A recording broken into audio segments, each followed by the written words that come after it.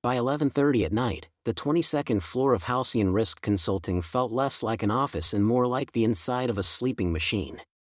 Most of the lights had shut off automatically an hour earlier, leaving only islands of pale illumination above occupied desks. The endless rows of glass meeting rooms stood empty and dark. Beyond the floor-to-ceiling windows, the city glowed in soft gold and neon beneath drifting rain. Elias Mercer rubbed his eyes and leaned back in his chair. 3 monitors filled with spreadsheets reflected in his glasses. Insurance claims. Transaction histories. Offshore transfers routed through shell companies. Somewhere inside 2 million lines of financial noise hid the answer to why their clients' funds had vanished. Or so their managing director insisted. "You still alive over there?" came a voice from across the desk cluster. Elias looked up. Clara Vale sat with one knee tucked beneath her in her chair, blonde hair loosely pinned up in a way that had slowly surrendered to gravity over the course of the evening. The sleeves of her black blazer had been rolled to her elbows. Blue light from her tablet illuminated her face. "Barely," he admitted. "Good. If you die before we finish this report, I'll have to explain the pivot tables to Daniel myself. That is a compelling reason to continue living." She smiled. Elias tried not to notice when Clara smiled. He had been trying for 8 months. Not because she lacked interest in him, if anything, the opposite possibility worried him far more, but because office romances had the potential to turn adult professionals into walking catastrophes. Especially in consulting firms where people already spent more time together than with their actual families. Still, it had become increasingly difficult to ignore certain things. The way she always chose the desk nearest his during late projects. The way she remembered absurd details he mentioned once in passing. The fact that conversations with her seemed to continue naturally through silence rather than collapse into it. And then there was the problem of her eyes. Not their color, though he noticed that too. It was the way she looked at the world itself, as though perpetually balancing amusement against sadness. As though she knew something everyone else had forgotten. "You're staring again," Clara said without looking up. Elias blinked. "Was not." "You absolutely were." "You can't prove that." "I work in forensic accounting. Proof is literally my profession." He laughed despite himself. Outside, rain traced silver lines down the glass. The office air conditioning hummed softly. For a while they worked in companionable quiet. At midnight Clara stretched, winced dramatically, and stood. "If I don't move for 5 minutes my spine is going to file a formal complaint. Tell it to take a number behind mine. I'm serious. I think my vertebrae are beginning to fuse." She gathered her phone and walked backward a few steps. "Bathroom break. Don't uncover the entire fraud scheme without me. I'll try to restrain myself." She pointed at him accusingly. "You never wait." Then she disappeared down the dim hallway toward the restrooms. Elias watched her go a second longer than necessary before returning to the spreadsheets. The building settled around him with nighttime creaks. Somewhere several floors below, a vacuum cleaner droned briefly and stopped. He worked. 12:10. 12:17. 12:24. Eventually he frowned. Clara had been gone nearly half an hour. He checked his phone. No message. Perhaps she had taken a call. Perhaps she had gone downstairs for coffee. Perhaps. A strange sensation prickled at the back of his neck. He looked up. The hallway lights near the restrooms flickered faintly. Then, just for an instant, the far wall shimmered pink. Elias stared. The light vanished. He pushed away from the desk slowly. "Okay," he muttered. "That's probably electrical failure and definitely not the opening scene of a horror movie." No answer came except the quiet hum of the office. He stood and walked down the corridor. The farther he went, the stranger the air felt. Warmer somehow. Charged. Like standing outside moments before lightning strikes. As he rounded the final corner, he stopped dead. Colored lights spilled across the hallway floor beneath the women's restroom door. Not ordinary light. It shifted constantly through impossible shades: violet, gold, emerald, silver blue, soft yet painfully bright at the same time. Tiny glowing particles drifted through the air like sparks or fireflies. Elias stared at the open doorway. His first rational thought was electrical fire. His second was that electrical fires generally did not look magical. "Clara," he called cautiously. No answer. The light pulsed once. Then he heard her voice inside. Soft. Frightened. Oh no. Every decent instinct informed him that entering the women's restroom at midnight was an exceptionally poor career decision. Every other instinct demanded he look. He moved before caution could win. The door stood partly open. Rainbow light poured through the gap. Elias stepped inside. And forgot how breathing worked. Clara stood near the sinks with both hands pressed against the marble counter, staring at her reflection in shock. Except it was not entirely Clara anymore. Translucent wings rose from her back in luminous arcs larger than her body, glowing with shifting colors like stained glass lit from within. Tiny strands of light moved beneath her skin like flowing constellations. Her blonde hair floated weightlessly around her shoulders as though underwater.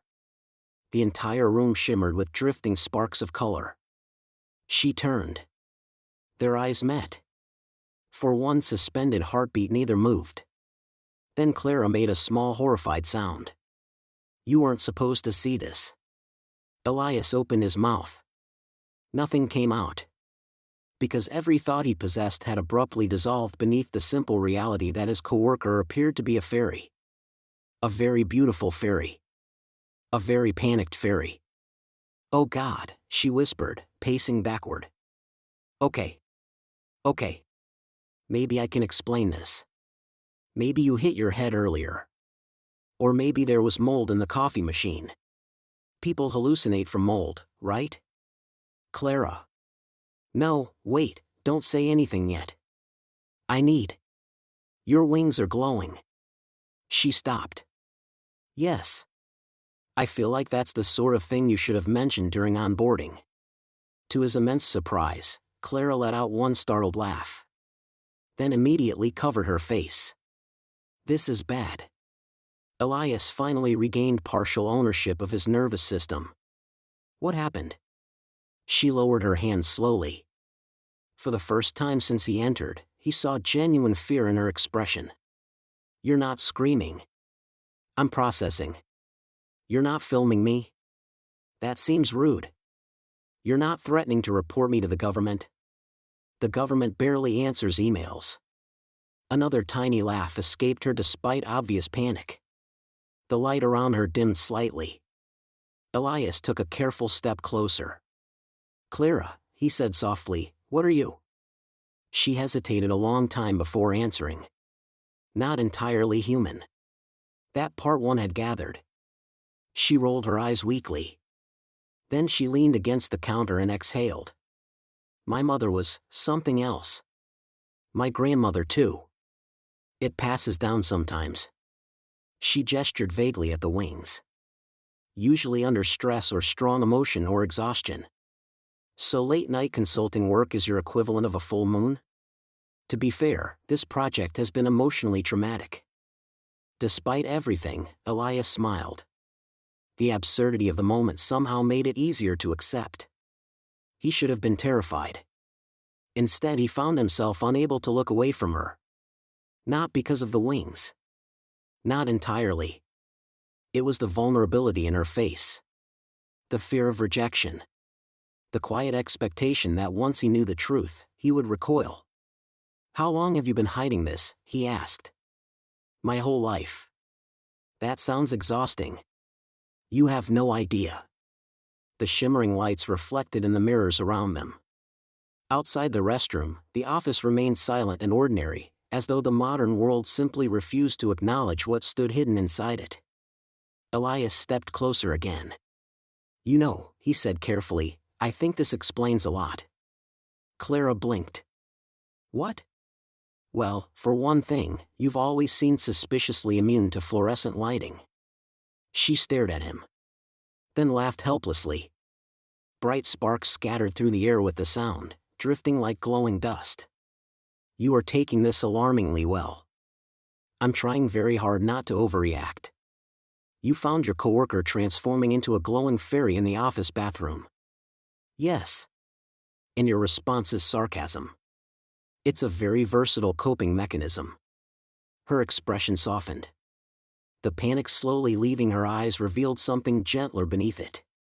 Relief, perhaps. Relief so profound it almost hurt to witness. You really aren't afraid of me, she murmured.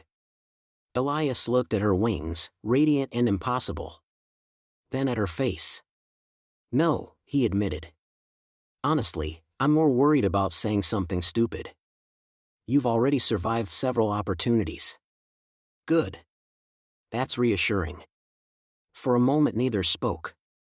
The air between them felt strangely charged, warmer than before. Clara studied him with an intensity that made his pulse stumble. You should probably go, she said quietly.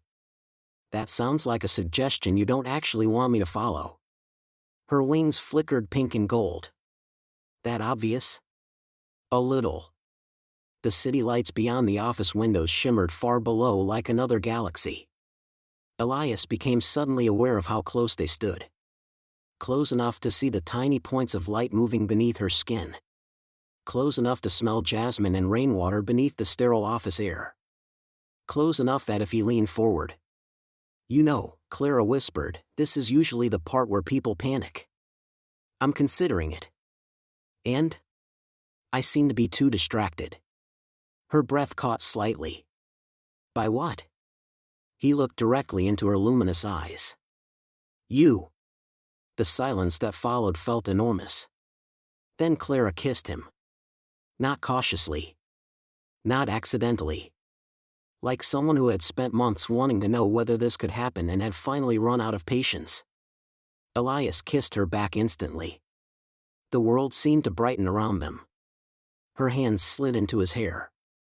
His arms wrapped around her waist instinctively. Her wings unfolded wider with a rush of glowing color that filled the restroom in shifting rainbow light. He had kissed women before. None of them had caused literal magic. Clara pulled back just enough to look at him, visibly stunned. That usually doesn't happen. The glowing? The glowing. Should I be concerned? Probably not. Excellent. She laughed again, softer this time, and kissed him once more. They stumbled out of the restroom several minutes later, still smiling like idiots.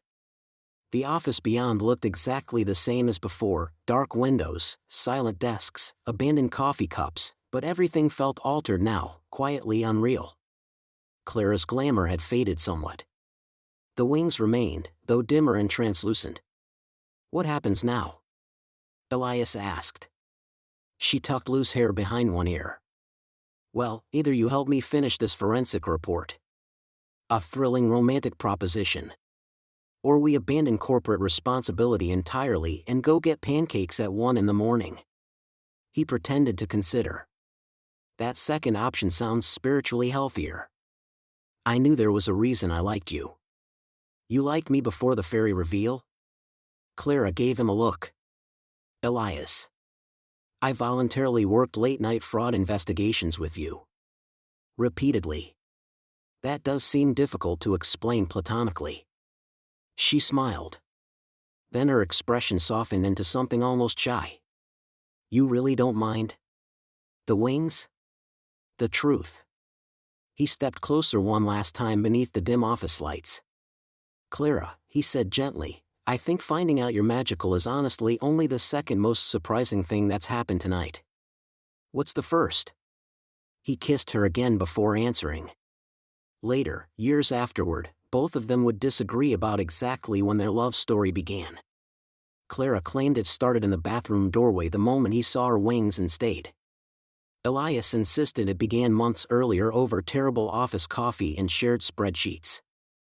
But privately, he always thought it truly began the instant she looked at him, not as a creature hiding a secret, not as a woman expecting fear, but with sudden hope shining in impossible colors behind her eyes.